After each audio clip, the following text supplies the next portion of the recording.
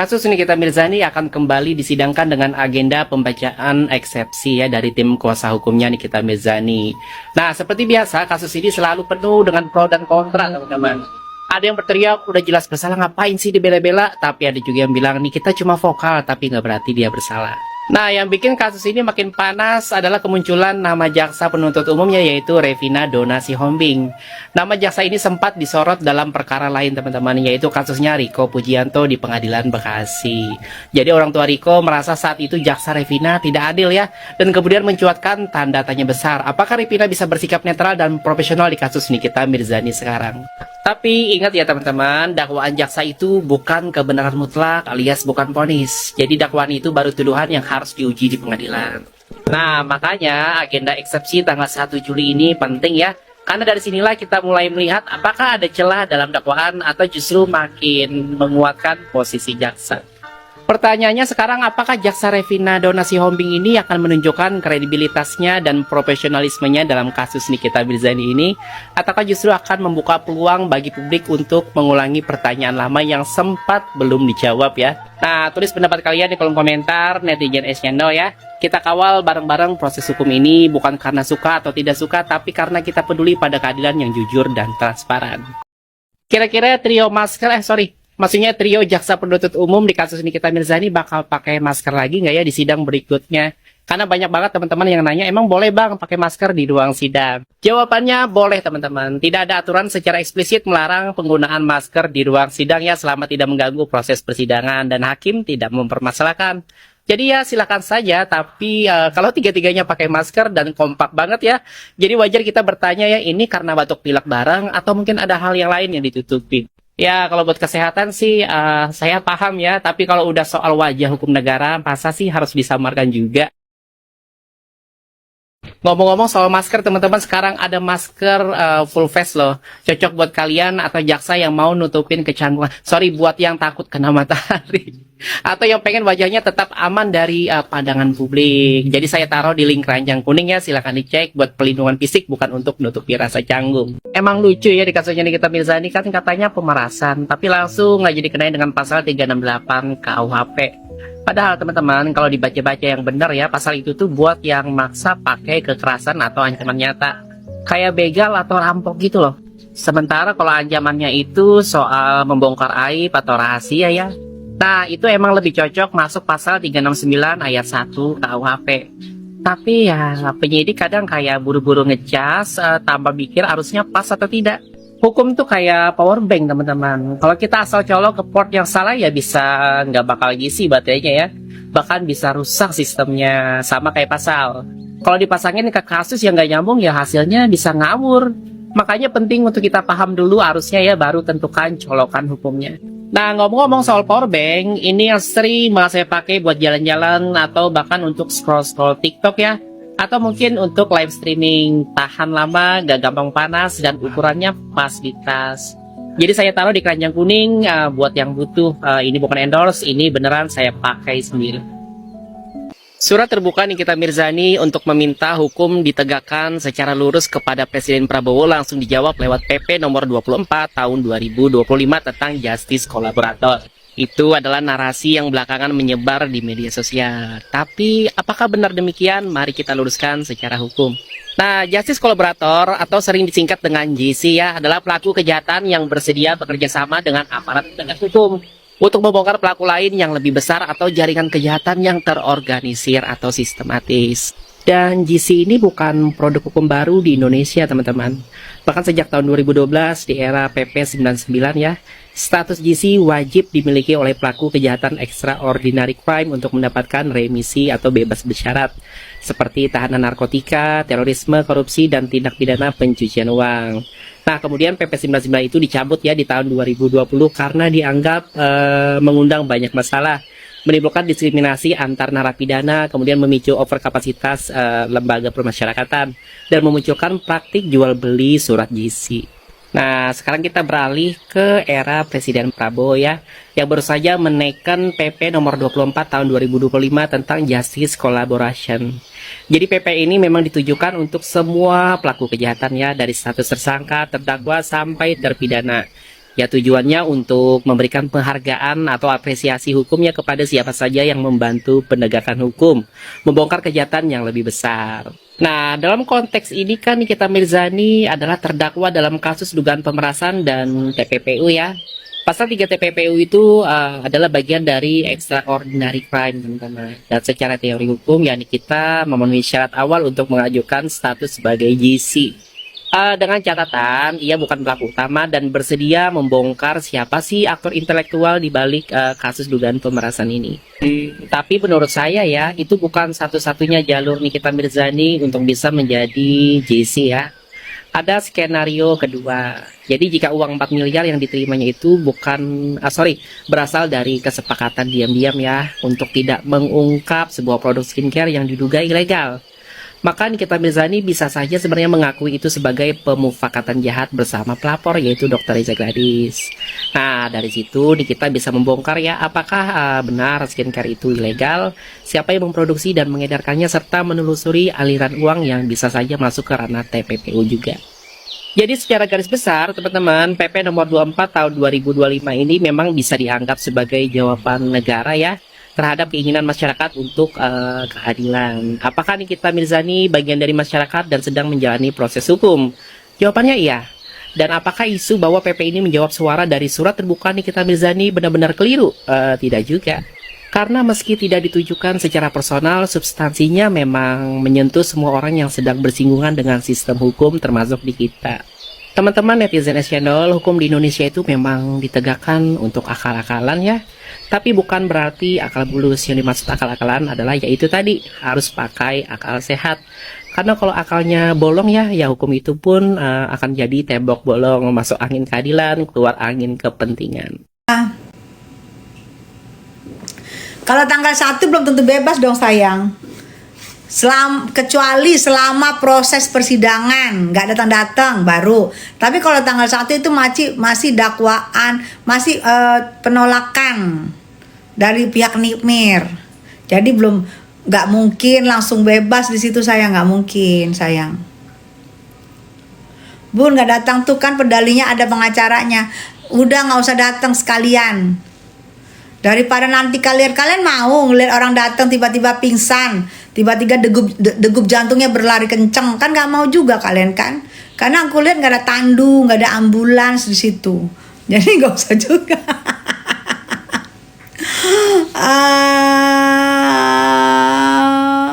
Sidang Wan Prestasi kemungkinan tanggal 1 itu paginya, tanggal 1 ya. Kemungkinan paginya itu sidang Wan Prestasi dulu. Karena Niki kan datang, kan Niki harus datang nih sidang keempat ya. Wan Prestasi. Kan yang pidana Niki pasti datang. Jadi dimanfaatkan buat sidang Wan Prestasi paginya, begitu kata Bang Fahmi gitu. Tanggal 1 pas mediasi Wan Prestasi, Olive harus datang, Bun. Nah, harusnya dia datang.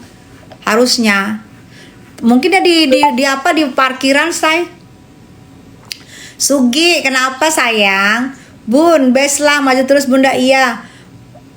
Si Miring ikutan nggak? Gua rasa kalau dia datang nggak si Miringnya? Tahu deh. Gua rasa diantar beramai-ramai saya kayak orang mau pengajian gitu, rame-rame nganter. Hai Bobby, semangat sayang. Bobby Bollywood. Artis cetar membahana, MC kondang terkenal.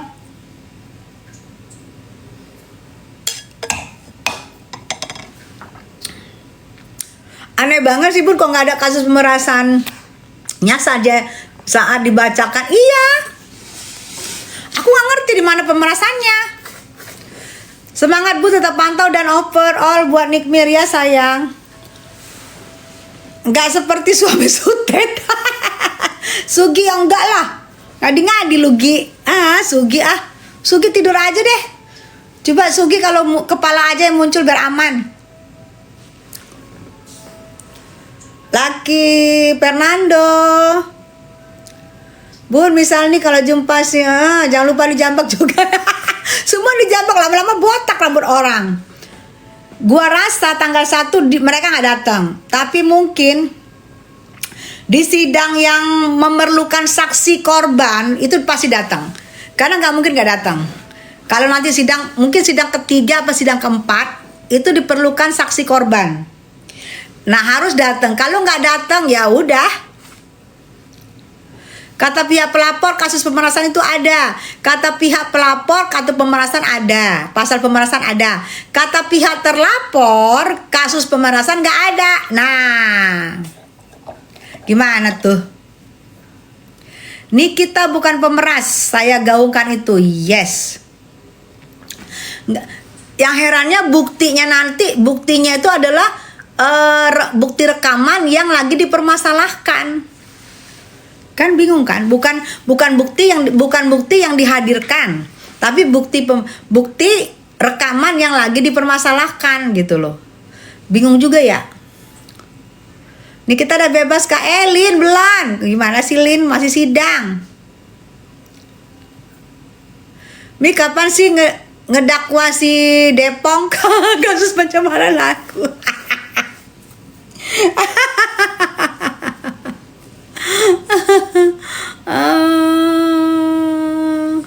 Apa tadi? Mami apa? Oke. Ya, bedanya pelapor. Mami apa bedanya? Ini ditanya sama Zaim. Apa bedanya pelapor sama terlapor? Kalau pelapor misalnya Jaim mengadukan Krispo, berarti Jaim pelapor. Krispo mengadukan Jaim, berarti Krispo pelapor. Nah, jika Jaim mengadukan Krispo, Jaim pelapor, Krisponya terlapor, gitu loh sayang. Jadi Jaim yang nulis, yang ngadu ke Polela, yang bikin LP, itu namanya pelapor. Nama yang dipanggil untuk menjelaskan itu namanya terlapor, gitu loh sayang. Siapa yang dituju nih, gitu sayang. Kata Amin ini katanya energi mengubah BAP selama 3 kali, betul. BAP itu tahu nggak? Kalian misalnya kalian kehilangan dompet, kalian datang tuh kantor Polela ngelapor karena Polela kan tempatnya pengaduan masyarakat, pengayoman masyarakat. Kalian kehilangan dompet, kalian mengadu ke Polela. Nah kalian tuh di BAP. BAP itu berita acara pengaduan. Ditanya jam berapa kehilangan dompetnya, tanggal berapa kehilangan dompetnya. Misalnya kalian bilang kehilangan dompetnya di pasar, tanggal berapa, tanggal 2, jam berapa, jam 10. Apa aja isinya, KTP, ATM. Terus nah besok lu datang lagi, lu minta dirubah tuh BAP-nya. Pak dirubah Pak BAP-nya, karena semalam saya mungkin lupa atau mungkin saya ketiduran. Dirubah. Jadi kehilangan dompetnya misalnya di taksi, jamnya yang tadi jam 10 dia ganti jadi jam 2. Nah, kehilangannya yang tadinya cuma KTP sama ATM ditambah lagi gitu. Itu namanya dirubah BAP-nya sampai 3 kali. Gitu sayang. Jelas ya kalau aku ngasih taunya ya. Jelas ya. Terima kasih Mami atas jawabannya. Iya sayang. Mami Tessa makin sini makin cantik.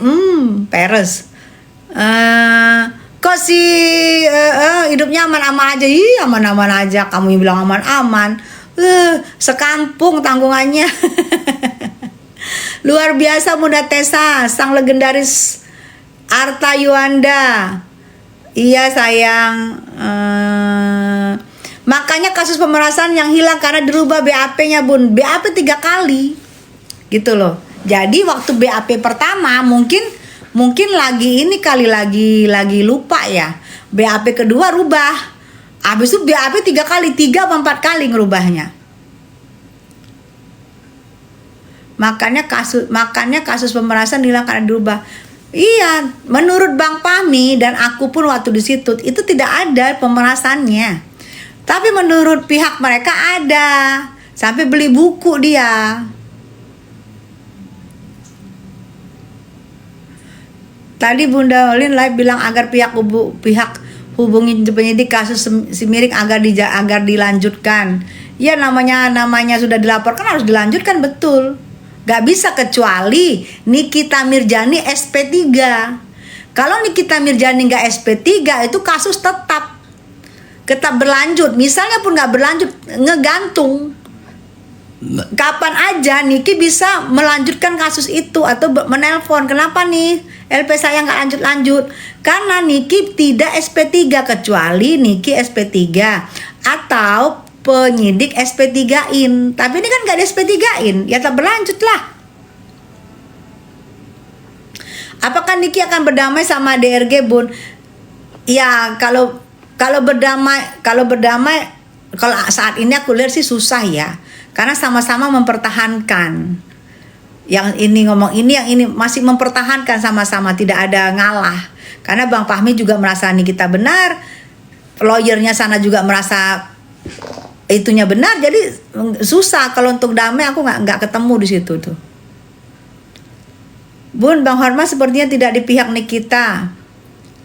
Bang Hormat itu kan bukan lawyernya sayang, lawyernya itu Bang Fahmi. Jadi kan Bang Hormat itu profesional ya, karena dia bukan lawyer, dia aku lihat sih ini sih di tengah-tengah dia saya. Bun, awas hati-hati si DP rebut Makli, ngadi-ngadi lu Kripso. LP-nya Kak Niki kesutet gimana? Itu aku bilang Sugi. Itu yang tadi katanya dibilang sama siapa? Bunda-bunda itu katanya. Itu yang pasti berjalan, cuman mungkin karena Niki lagi di dalam atau karena apa aku nggak ngerti, mungkin agak lama, tapi udah pasti jalan karena Niki tidak meng-SP3-kan. Kecuali di SP3-kan oleh penyidik atau oleh Niki, baru nggak jalan. Tapi kalau tidak SP3 itu tetap jalan sayang, sabar ya. Mbok gosip gimana Bun? Nggak usah dianggap sayang. Dibayar berapa Bun? Hotman Farid nggak aja mau jadi lawyernya terlalu bersiko. Kripsco ngadi. Bun, kenapa Amin Niki sama Mail yang ditahan sedangkan PU pas baca dakwaan kebanyakannya Dokter Samira? Ya kita ikutin aja ya. Karena menurut Doktip pun, waktu kan Doktip ketemu aku kemarin, Doktip juga bingung kenapa bawa nama Doktip, kenapa nama Doktip terus yang dibawa, dia ngomong begitu. Ya kita kan ini kan masih proses, masih berjalan ya. Kalau menurut ya kita ikutin aja ya sayang ya, kita ikutin aja karena aku tidak mengetahui kejadian pada waktu itu. Kan aku mengikutinya setelah melihat berita, melihat ini, kalau tentang hubungannya itu aku nggak lihat. Herannya kenapa banyak nama Dokter Samira, justru Dokter bertanya kok banyak banget nama dia di situ gitu. Nah aku nggak ngerti gimana. Doakan yang terbaik aja. Bilang Bang Fahmi suruh tindak lanjuti, yes.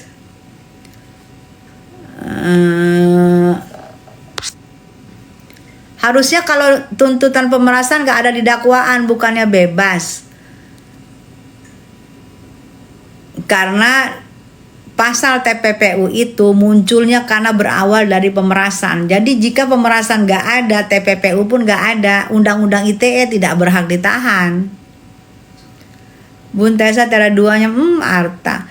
Malam Ibu Ibrahim. Tanggal 1 sidangnya jam berapa Bun? Apakah Amin Niki hadir? Hadir. Niki Mail hadir. Iya Kripso sayang. Minum dulu Bun. Oh iya Kripso sayang. Belajar kamu sayang.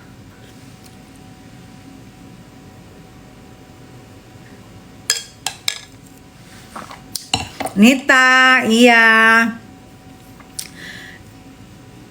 RG datang nggak Bun? Nggak. Aku rasa nggak. Assalamualaikum Bunda Krispo, katanya udah bye-bye, lu kok assalamualaikum lagi, gadi-gadi nih Krispo ini bener-bener deh. Jus apa Bun? Nih tadi aku campur kiwi, wortel sama itu, sama kiwi, wortel, apa tadi tuh? Kiwi, wortel sama apa tadi tuh? Ada 3 tadi nih. Strawberry asam-asamnya. Info loker dong. Loker buat apa sayang? Bun, kenapa si Kak Yolo nggak boleh bahas Kak Niki lagi ya? Hah? Aku nggak ngikutin sayang gitu-gitu. Aku nggak ngikutin. Aku nggak mau beri tanggapan apapun kedua belah pihak karena aku tahu mereka itu berteman baik. Ya biasa namanya teman ya, namanya teman itu kalau ada ada sedikit cekcok biasa. Tapi kalau namanya temen nanti biasanya balik lagi. Kita doain aja semoga Yolo sama Mambel sama Gali bisa baikan lagi gitu aja, kita doain yang terbaik karena kita tidak ada di pihak mereka, kita tidak tahu apa yang mereka masalahkan gitu kan. Ya doain aja mereka baik lagi, berteman lagi, kan asik lihat berteman. Apalagi kan satu perahu sama-sama ngedukung Nikita Mirzani. Itu sih yang aku harap. Tapi kan kembali lagi pulangnya kepada mereka berdua karena mereka yang individunya gitu. Waalaikumsalam maksudnya Bun, maklum doyan ngehaluin. Dasar. Tapi ibu nggak direspon tim Niki Bun. Tapi ibu nggak direspon tim Niki Bun. Jangan sok tahu ya, jangan sok tahu. Nggak semua harus gue jelaskan sama lu siapa ya. Nggak semua gue jelasin sama lu siapa. Jadi jangan sok tahu lu ya. Gue orangnya bukan orang yang pamer-pamer, gue udah biasa di bidang artis. Nggak pamer-pamer gue ya. Lu siapa? Gue harus ngomong ke lu. Semua harus gue ngomong ke lu siapa. Kecuali gue nenek-nenek yang baru muncul, Nora, baru gue ngomong apapun. Gue udah lama di bidang artis, paham? Dari 94 gue udah main sama artis besar, paham? Ya, karena gue pulang sekolah aja, makanya gue gak bertahan. 94 gue pulang sekolah, itu circle gue udah ada artis besar mainnya. Udah bermain sinetron dengan artis besar. Jadi gue gak minta-minta pengakuan, gak sibuk-sibuk di VT-VTin, maaf ya.